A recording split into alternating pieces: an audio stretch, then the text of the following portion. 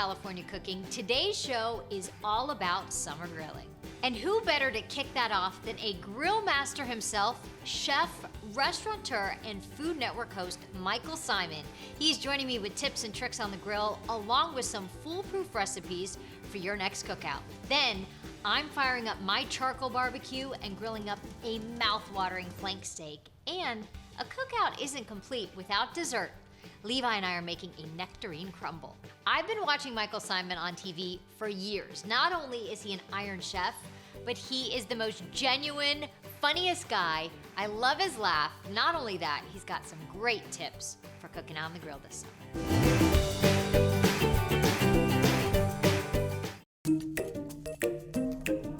Hi, Michael. How are you? I'm good. How are you? I'm fantastic. I'm just hanging out in the dining room of our restaurant Lola. Tomorrow's the big opening day, so this is actually a nice little break for me. That's exciting, but okay, so that means reopening because you've been shut down for the pandemic? Yeah, we shut all the restaurants down for the pandemic, almost 4 months ago now, I guess, and just starting opening them back up this week, 3 today, 2 tomorrow. We've discussed this before, not that you would remember, but one of the many reasons I love you, I'm a Clevelander as well. I'm from there, my parents are from there, my grandparents are from there. Tell people why Cleveland is important to you and how it shaped you as a chef. Well, I mean, I was born and raised here. I think it shaped me as a chef because, like, I remember worked in New York and then moved back home, and a lot of my New York friends, and still a lot of my New York friends, like when I said I was going to open up a restaurant, they're like, "Where?" I'm like, "Cleveland." They're like, "Why?"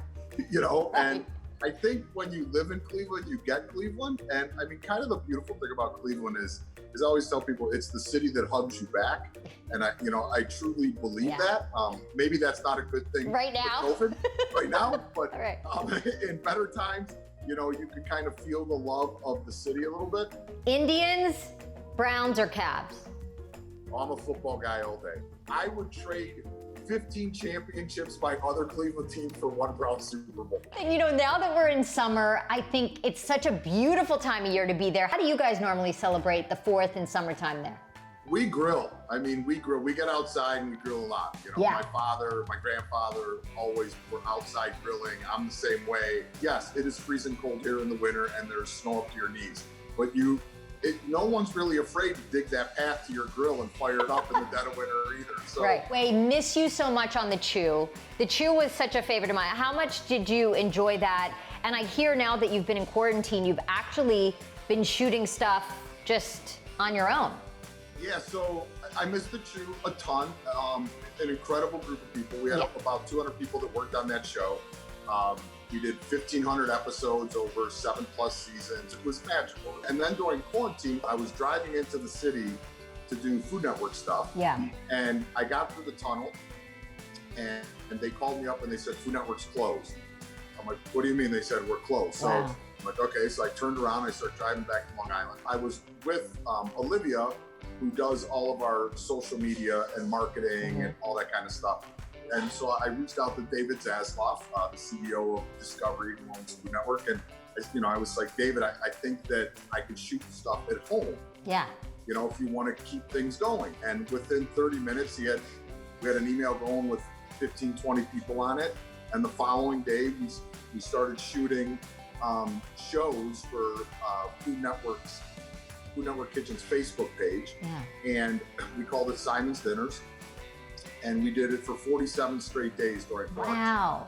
Where we just kind of said, like, here's what's in my pantry, let me make you something. We went over, I think, close to 40 million viewers. And we were just doing things that people literally had at home. It wasn't chefy, it was like, look, I went to the grocery store, I bought 12 cans of beans just like you guys did. What can we make with them? Yeah. And it was so successful, Food Network said, could we make this into a show? Amazing. On Food Network. Now that it's summertime, what are some great grilling tips for people watching? One of the techniques that I'm always trying to show people on the grill is don't go out and just fire up your whole grill. Get one side of the grill hot, leave one side of the grill cool.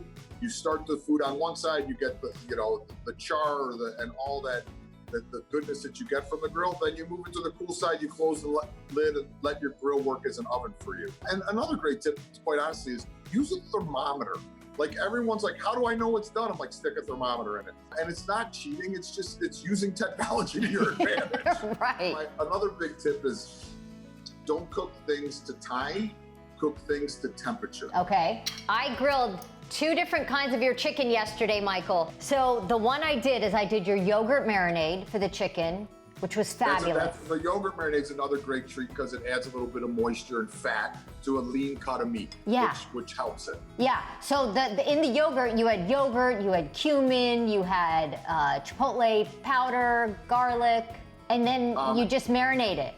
Yeah, you just marinate it for, you can marinate it for 30 minutes, you can marinate it for up to 6 hours, and it tenderizes it a little bit. And then it's almost like a marinade like that has a little bit of acid and natural acidity and sugar and fat in it, almost becomes a little bit like a brine. So you're adding flavor, but it's also plumping your chicken up a bit. So then when you cook it, it's not gonna only add flavor, but it's gonna add a touch of moisture. So if you do overcook it a touch, it protects you. And I love that you did orange zest in the yogurt marinade. Yeah, I'm big with citrus. I love citrus. I was when you called, I was actually eating an orange. I wondered what you were snacking on. We'll snack together. The other one too, you did the chicken, and a lot of times you would think a chicken paillard won't work on the grill, but it was fantastic. Yeah. And the marinade on that was super simple. With something like a paillard, a grill works really good, and even if you're just doing a little bit of oregano, black pepper, olive oil, lemon, yeah, that works well because the grill's going to cook it quickly. And if you're using a charcoal grill, you get a little flavor bonus also. Yeah. Are you a charcoal guy or a gas grill? I'm charcoal all day, charcoal or wood. No, yeah. I mean, I'm not, look, I tell people all the time, people are like, should I throw my gas grill out? I'm like, no, use what you're most comfortable with. That's really the key. So if you were to have a barbecue or go to a barbecue, any of your Food Network friends, who throws the best backyard barbecue? A lot of people probably know this. I mean, me and Flay are like best of friends. We've been friends for 20 plus years. He throws a pretty mean barbecue. I would say I would choose Bobby. Zakarian is a great cook, but he's a little fancy for barbecue. Oh yeah, he's got his suit coat on. It's not that he doesn't make delicious barbecue, but just watching him do it in the suit makes me antsy. Okay, Michael, one thing we want to do, because I've prepped it, and I think? It's a big bowl. Got a big old bowl of watermelon. So because this is a 4th of July show, we were like, let's make a Michael Symon side dish. And this one's easy because I can do it right here. So talk me through, if you can do it from memory, your watermelon salad with feta. I can, because the great thing about this salad is this is, like I said earlier, that I occasionally steal dishes or borrow dishes from family members. Yeah. My mother, a Greek mother, this was a very common salad on our table for childhood. So you have the watermelon. The vinaigrette it's like about a quarter of a cup of red wine vinegar. Okay. You're gonna need about a quarter teaspoon, half teaspoon, or even a clove of minced garlic. Got it. About the same amount of shallot. A couple tablespoons of fresh mint. You can either chop it or tear it up with your hand. And now you're just gonna whisk in about a half cup of olive oil. Okay, I did it opposite because it's already in there. That's okay. Okay. Now, dump that over your watermelon. And now you're gonna put in about a quarter cup or so of crumbled feta cheese. And then some sliced scallions. And then about 3 tablespoons of toasted almonds. And then just mix it all together. Beautiful. Look at that. And you have watermelon salad. Gorgeous. That is so refreshing. That is so good. So refreshing. Thank you. Michael, thank you for your time. So good to talk to you. Thank you. You got to watch Simon's Dinners on Sundays, 12:30. Tune in. We will. My dog Norman will be hanging out with us. In your backyard with your iPhone. Bye, Michael. Thanks. Isn't Michael Symon the best? I had so much fun chatting with him. And if you want the complete recipes for the grilled chicken paillard with charred green bean salad, the yogurt chicken marinade, and that delicious watermelon feta salad, follow us on Instagram at KTLA California Cooking. Coming up, my little foodie and I are cooking up a delicious nectarine crumble that comes together in a snap. But first, I'm firing up the grill and making a delicious flank steak that's a crowd pleaser. That's coming up next.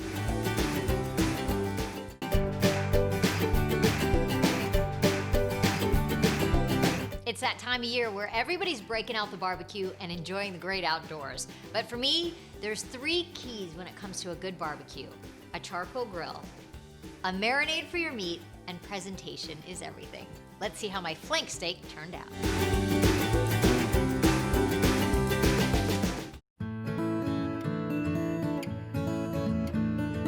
I'm gonna do a little grilling today, and there's nothing like a good piece of meat on the grill, and so I'm gonna do some flank steak. And usually with flank steak, it can be tough and it needs some flavor, so I'm gonna do a really cool marinade with just a bunch of ingredients that I happen to have in the cupboard, and I think together they're gonna make something good. But before I do, let me get my steak out, because here's the deal with the steak. You have to marinate it for, I would say, overnight. Just get it going. So I put it in a plastic baggie into a bowl in case it leaks. So it's been marinating almost 24 hours now. And you wanna bring your steak to room temperature or close to it. Okay, let's get started with our marinade. So I've got my Ziploc bag. I'm gonna put it in here. And it's eyeballing, but I'm gonna start with some soy sauce, Worcestershire sauce. To that, let's do some garlic, and I'm gonna go a little heavy on the garlic. I'm gonna do 3 cloves, and ginger, and zest. I would say a couple of tablespoons, maybe 2 tablespoons of fresh grated ginger.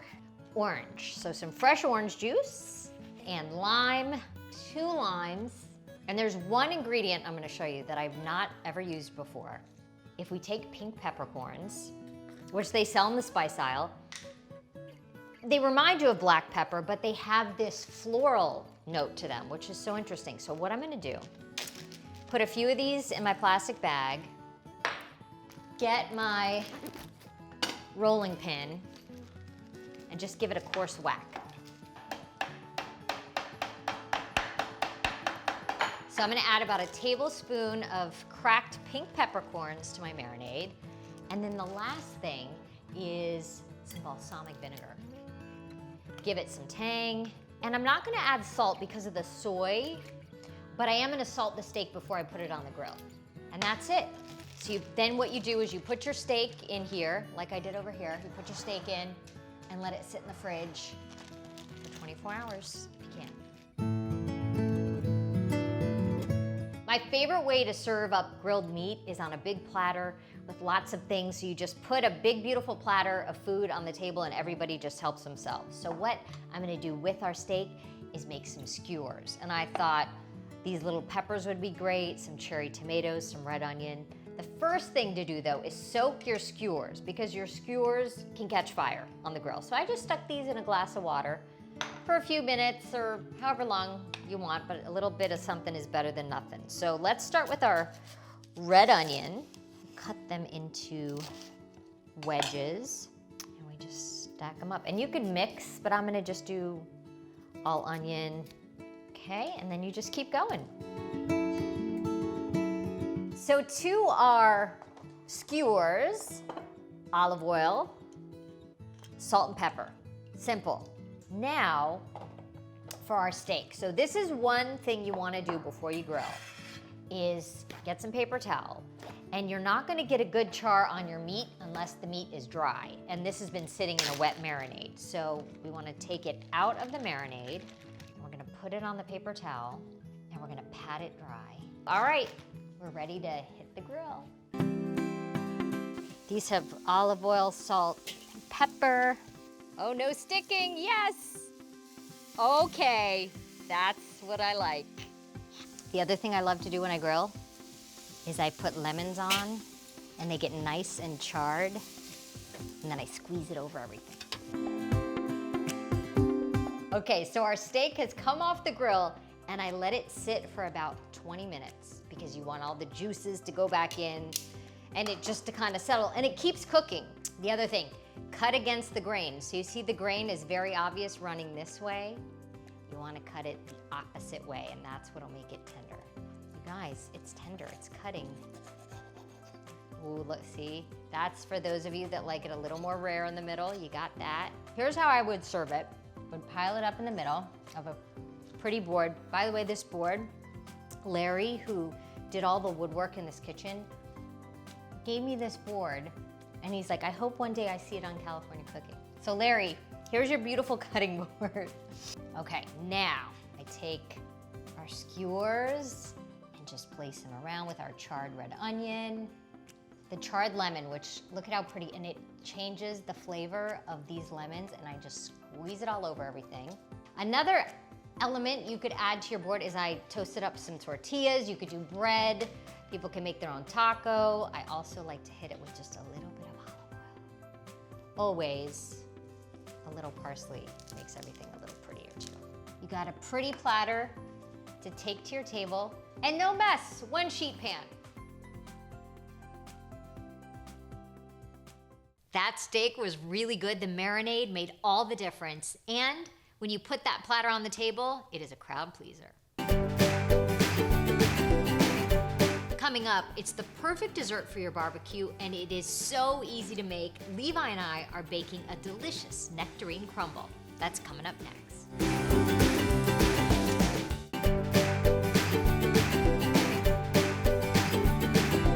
It is one of my favorite summer fruits, nectarines. A good, juicy, sweet nectarine, there's nothing like it, except when you make it into a crumble with some butter and cinnamon and, of course, vanilla ice cream on top.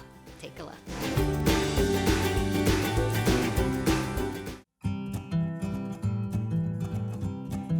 Hello. How you doing?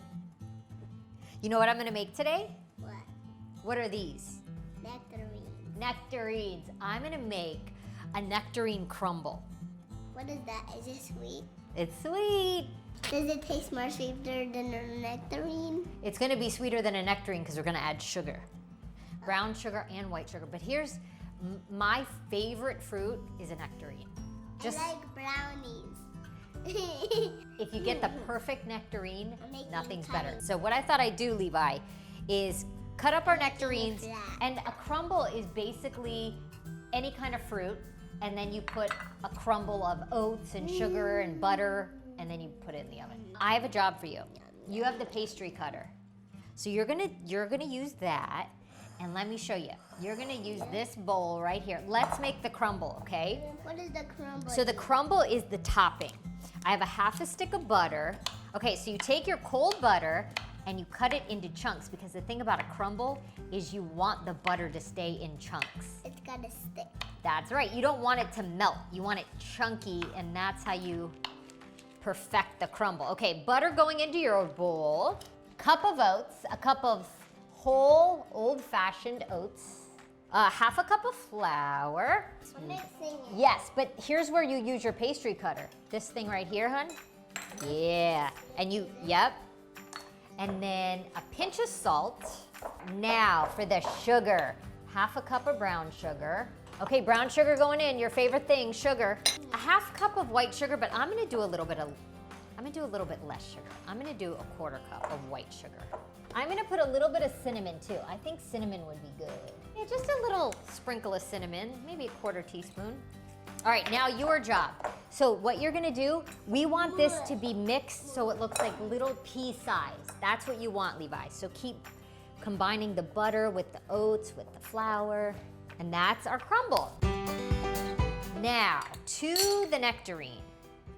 And here's the great thing about a crumble. It doesn't have to be ripe fruit necessarily, because it's gonna bake in the oven and it will ripen. So this is actually the perfect use for fruit that hasn't quite ripened. Bite-sized pieces. When are we gonna get crumble? You're getting there. It's really coming along, I'm telling you. I see crumbling. The crumble is the best part of this whole thing. Fruit is done. Yum. Okay, fruit, we don't waste the butter. We need to put it in our crumble. To our nectarines, I'm gonna add, this is a blood orange, because I didn't have a regular orange, but a little squeeze of citrus, I think would be nice. Let's add quarter cup of sugar, quarter cup of flour. Oh, wow, because the flour, what the flour is gonna do is it's gonna help create a thick sauce. So I'll stir it up. That's fruit. I know, we're cooking fruit. It's crazy. Now, with the wrapper from the butter, you wanna just rub that around, get the bottom of your baking dish buttered. Fruit goes in, This is easy. The hardest part was your job, Levi. You had the hardest job. Look at that. Isn't that pretty? And now you ready to put the crumble on? Let me just get in there and make sure it's all mixed up. You did a great job, baby. Great job. Ready to put the crumble on? Let me bring it over. And all you do is use your hands. Yeah, that's it. So this is gonna go in the oven. And I'm gonna put it on a baking sheet just in case it bubbles over. 350 degrees. I'm gonna check it in 40 minutes. Okay, Levi's, I don't know where he went, but now more for me. So our crumble came out of the oven. It smells heavenly in here. It's sugar and cinnamon and fruit, and it's just, I hate to break into it, but here goes nothing. It's so floral too. It's interesting because nectarines are so beautiful and they have this florally, fruity smell that is just so beautiful. If that's not pretty enough, which I think it is, we're gonna top it with some vanilla Haagen-Dazs.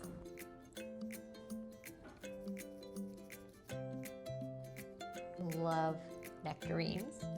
And I love them even more in a crumble. You take this to a summer party, a summer barbecue, they'll love you. Oh my gosh, you serve that warm right out of the oven with a scoop of ice cream. Nothing better. Thank you guys so much for joining us, and we'll see you next time. I like brownies. I'm gonna get a brownie. It's not doing anything. It's not doing anything, Mom. I know, but you don't think it's doing anything, but it is. It's making it into a popsicle. A butter popsicle? Yeah. That's an idea.